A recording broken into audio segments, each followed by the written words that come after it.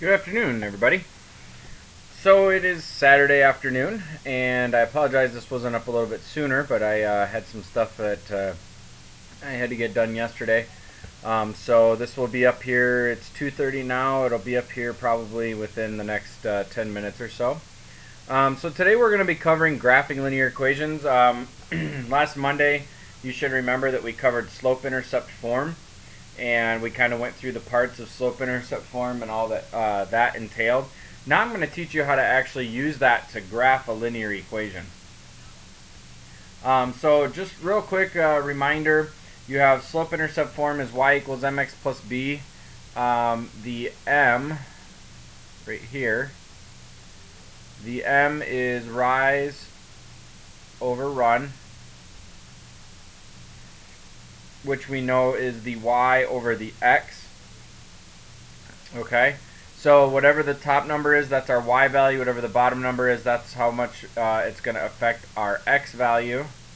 And then we have b is going to be our y-intercept. And we also know that as a point, that's going to be 0b. Okay, so that should just be a quick reminder. We did go over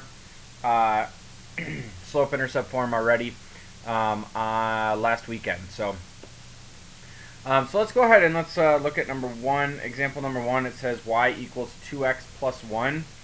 We need to go ahead and put in our x and y axis, and because this is going to be a line, it's either going to run this direction or it's going to run this direction. So we can go ahead and actually put this right in the middle, because there will be positives and negatives, and so we will need to have all four quadrants. So I'm going to go ahead and put this right here in the middle. And let me change the color here, put my arrowheads. Now I'm going to cover a couple different ways of graphing these, all in each example. So it's going to be a mix of different ways. So the very first thing we do, which is what you guys have done in the past when we did the functions and we filled in the tables and all that, is just to pick a value for x. So let's say 2, and then we're going to take that value and we're going to plug it in, and we're going to get the value for y. So you get y equals 2 times 2 plus 1. This is y equals 4 plus 1, which is y equals 5. So that would be a point, 2, 5. And now I'm going to go ahead and put that point on here. So I'm going to go over 2 up 5. 1, 2, 3, 4, 5. Put my point. So now I'm going to go ahead. Now, that is one way of finding the values, and I can find more x values and plug them in and then plot the graph. Another way I can do that is I can use my slope. I know that my slope is 2, and we know this is y over x, so 2 as a fraction is 2 over 1.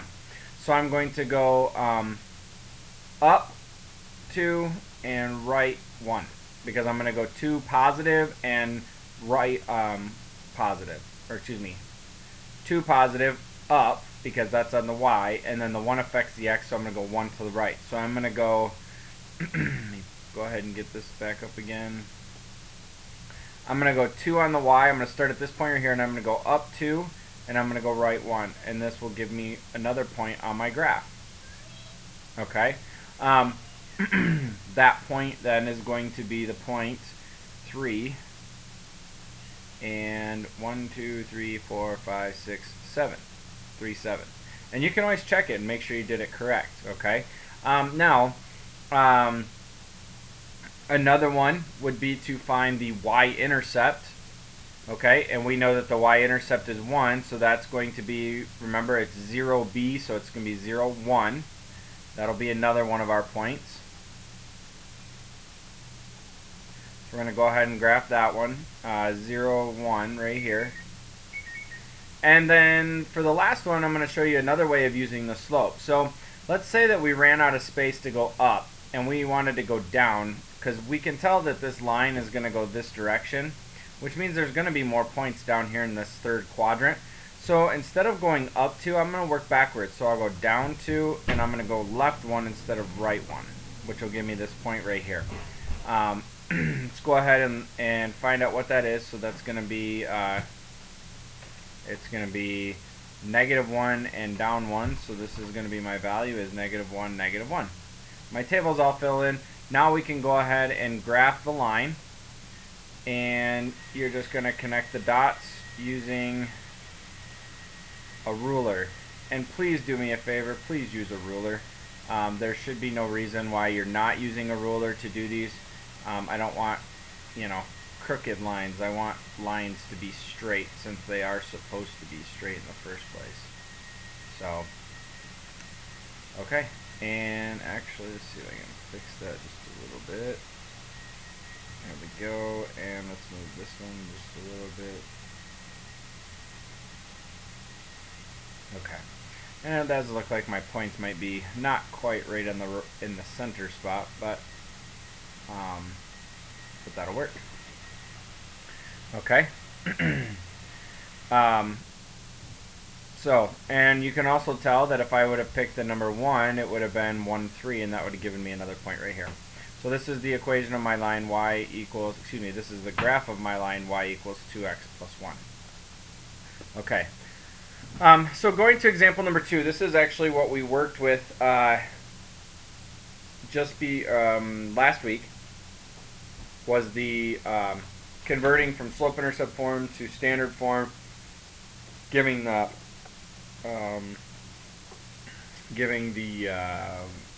slope, the y-intercept, all that information. So easiest way to graph is always in slope-intercept form. So I'm going to want to convert this to slope-intercept form, which means I need to solve for y. So I have to start this equation by getting y by itself, and I get 3y equals 2x plus 6. Now I'm going to divide by 3, and I'm going to get y equals 2/3 x plus 2. So now we can go ahead and graph, and I'll use the same ways I did it the last time. You can just pick one way and do it, or you can, you can pretty much do it any way you'd like. But I'm going to go ahead and mix it up for each point, just so that you can see the different ways of doing it, and we'll go from there. I'm going to go ahead, and I started by graphing my x and my y axis. And again, it's a line, so that means there is going to be positive and negatives on both sides, so I need all 4 quadrants. I'm going to start by graphing the y-intercept this time, which is going to be, and that's typically the way you want to start these, is always by graphing the y-intercept, because it's the easiest one to graph, because we always know for the y-intercept x is 0, and this number here is the y-intercept, which is 2. So that gives me a point of 0, 2. I don't want it quite that big. You can try 13. So 0, 2, right about there. And now I'm going to go ahead and I'll use my slope this time. And I'm going to go my slope here this time. Here, let me actually back that up and do that a little smaller. My slope this time is 2/3, which means I'm going to go up 2 and right 3. So, let me change this. There we go. So I'm going to start here, and I'm going to go up 2 and right 3, which puts me right there. And we can also, so let's go ahead and actually write that one in. So that's going to be 1, 2, 3, 1, 2, 3, 4. So that's going to be x3, y4.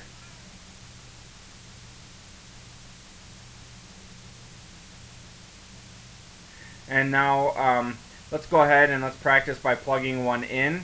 So you have y equals 2/3 x plus 2. And let's pick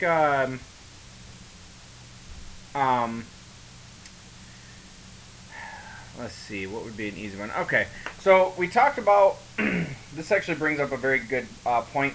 We've talked about this in the past. Whenever you're filling in a table and you have a fraction as the coefficient of x, you always want to pick multiples of 3. So let's pick -3.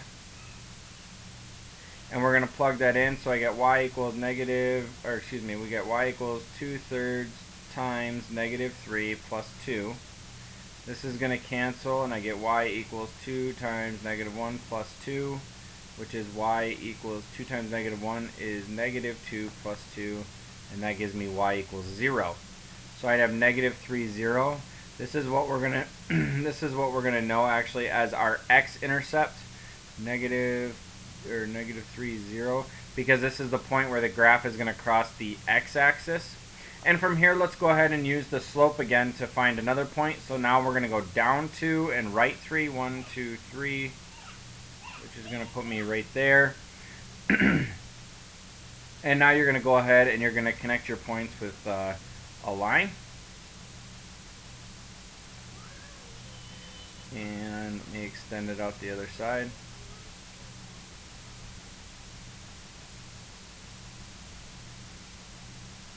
Put my arrowheads on, and I'm done. And that point now, that's 3, 4, 5, 6. That's going to be negative 6 and 1, 2, 1 and 2. Negative 2. Okay? So, this is the general idea of graphing using points, and I would actually like you to label these if you would. So this would be 0, 2, this was 3, 4, this one was negative 3, 0, and this one was negative 6, negative 2. Okay? And so you need to label these, you need to label them on the last one as well, and that's it. So I guess I will see you guys on Monday. Come into class. Don't forget to finish up your height graphs for your biology class, and then be ready to do some work on graphing linear equations in slope-intercept form. Have a great weekend.